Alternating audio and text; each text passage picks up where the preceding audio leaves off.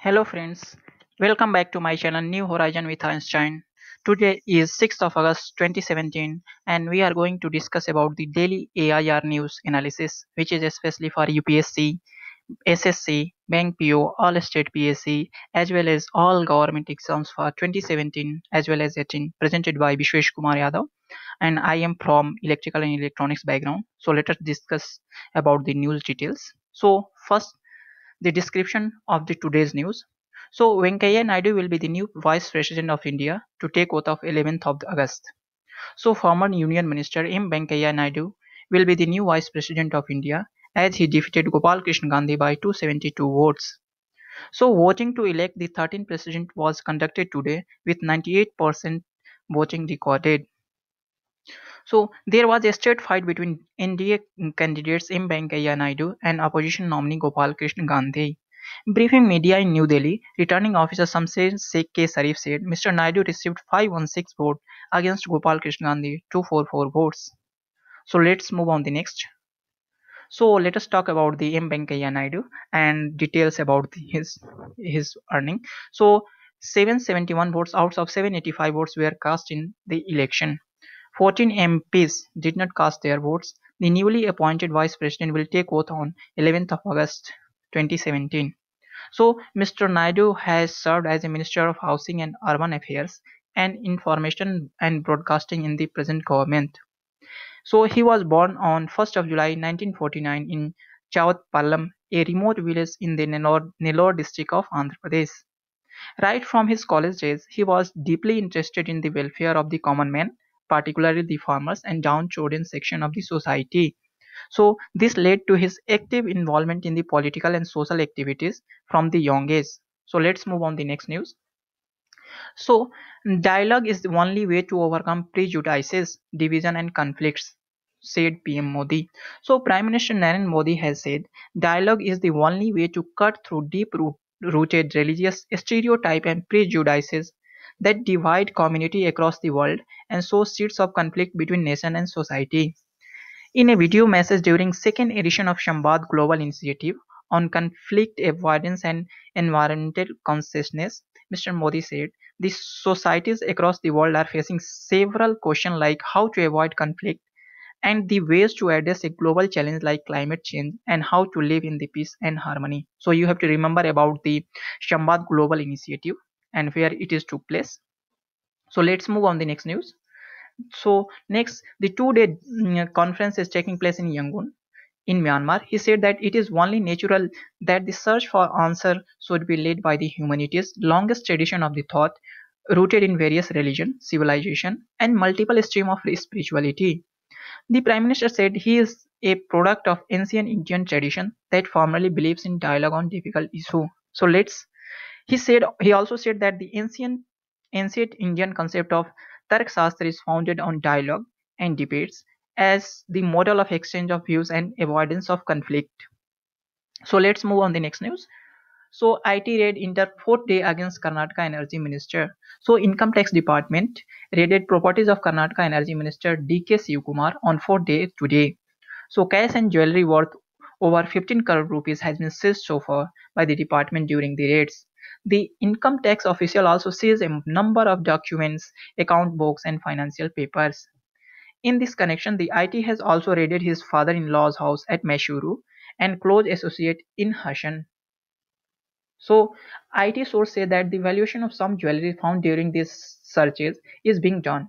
Documents related to investment in the real estate, including some alleged Benami papers, are being analyzed by the department. The IT has said that it is the investing Mr. Shiv Kumar and his close associate in the case of alleged tax evasion and huge undisclosed investment in real estate, jewelries and other sector. So let's move on the next news. So let us talk about the Hassan Rouhani. So Hassan Rouhani sworn in as Iran's president for the second term. So President Hassan Rouhani is sworn in as Iran's president for the another 4-year term in official ceremony held in Iranian Parliament of Tehran this evening. So you have to remember about the term, that is 4-year term for the president in Iran. So Rouhani was re-elected for the second term in the office on May 19, sweeping over 23 million or 57% of the vote. Several foreign guests, heads of state and high-ranking officials, including the High Representative of European Union for Foreign Affairs and Security Policy Federica Mogherini, were present during the oath-taking ceremony. And from India, Union Road Transport, Highways and Shipping Minister Gadkari represent India at the oath-taking ceremony of President Rouhani. So, earlier, Prime Minister Narendra Modi had earlier congratulated Rouhani on his re-election as the President of Iran and affirmed India's commitment to strengthen the special relation between the countries. So let's move on the next news. So United Nations to vote on tougher North Korea sanctions today. The United Security Council will vote today on a US drafted resolution toughening sanctions on North Korea. So, backed by its European allies, Japan and South Korea, the United States has been leading the push at the United Nations for tougher sanctions in response to North Korea's launch of intercontinental ballistic missile on July 4 and another on July 28. The draft resolution said North Korea is blamed for massive diversion of its scarce resources towards the development of nuclear weapons and number of expensive ballistic missile programs. So let's move on the next news.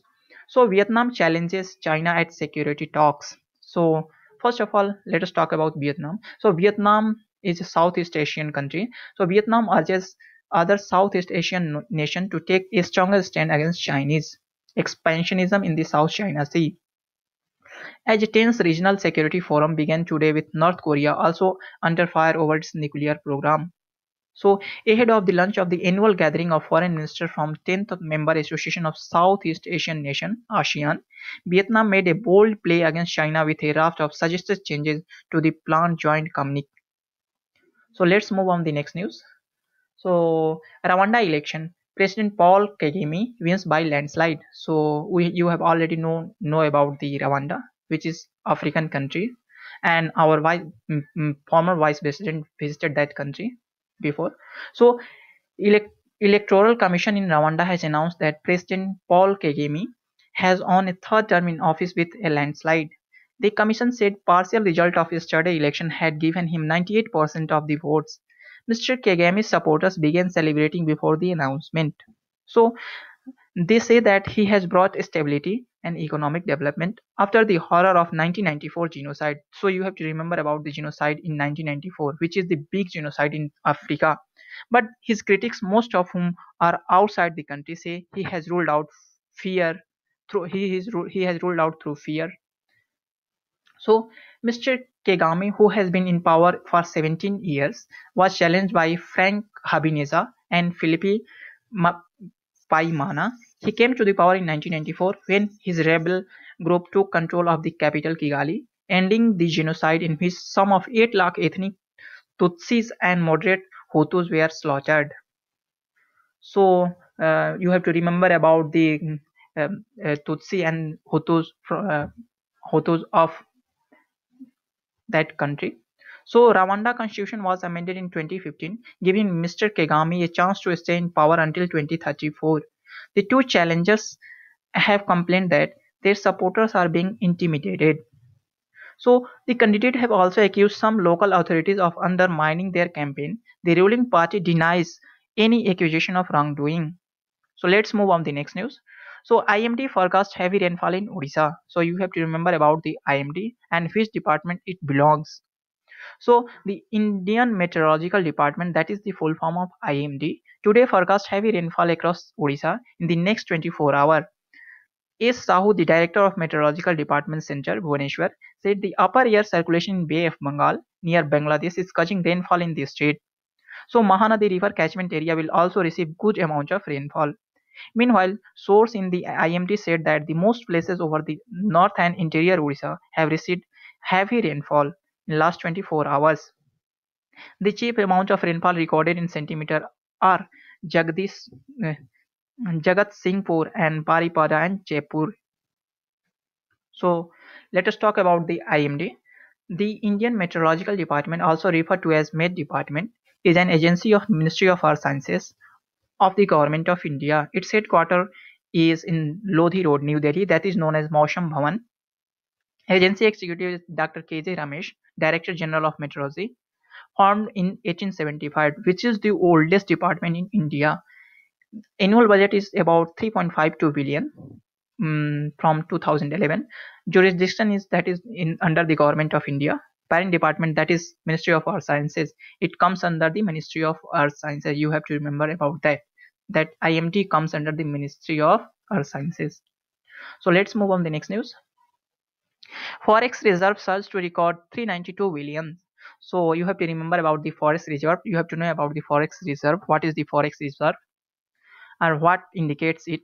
So India's foreign exchange reserve has surged by 1 point, that is 536 billion US dollar, to touch a fresh lifetime high of 392 billion dollars in the week ended 28th of July 2017. An RBI release said that foreign currency assets, a major part of the overall reserves, rose by $1.609 billion to $368.759 billion in the previous week. The reserves had increased $2.27 billion to $39133 billion. So let's move on the next news. Sorry. So RBI cuts repo rate by 25 basis point to the 6%. So you have to remember about the what is an RBI, and it is the Central Bank of India, and what is the repo rate, reverse repo rate, bank rate, as well as a standing marginal facility.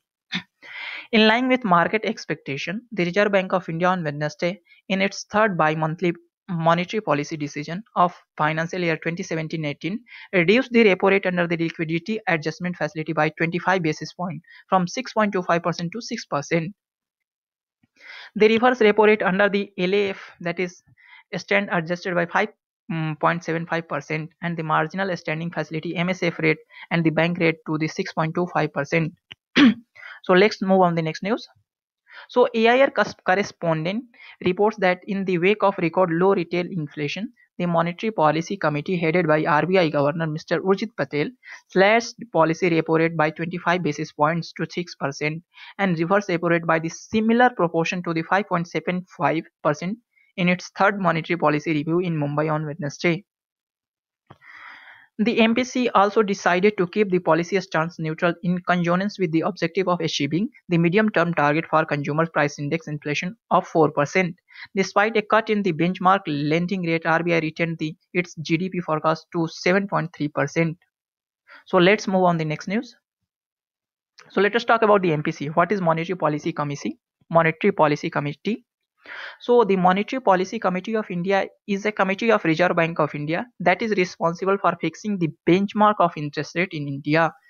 The meeting of the Monetary Policy Committee are held at least 4 times a year. You have to remember about that the Monetary Policy Committee are held at least 4 times a year, and it publishes its decision after each such meeting. So committee comprises of 6 members, 3 official of from Reserve Bank of India and 3 external members nominated by Government of India. So you have to strictly remember about that. The committee comprises of 6 members, 3 from RBI and 3 from Government of India. They need to observe a salient period 7 days before and after the rated decision for utmost confidentiality. So the Governor of Reserve Bank of India is the chairperson ex officio of the committee. Decisions are taken by majority, with the governor having the casting vote in case of tie. So the current mandate of committee is to maintain 4% annual inflation until March 31st, 2021, with an upper tolerance of 6% and lower tolerance of 2%. So you have to remember about that. So let's move on the next news. Government launched portal E-Rashtriya Kisan Agri Mandi. So in short form, it is known as E-Rakam. So the government launched a portal E-Rashtriya Kisan Agri Mandi, which will provide a platform to sell agricultural produce. So E-Rakam is the first of its kind initiative that leverages technology to connect farmers of the smallest villages to the biggest market of the world through internet. So Food and Consumer Affairs Minister Ramvilas Paswan and Union Minister of Steel Chaudhary Biren Singh jointly launched the portal in New Delhi yesterday. So let's move on the next. Thank you so much. Have a nice day. Please subscribe my channel and rate, review and recommend. Thank you so much. Have a nice day. Take care.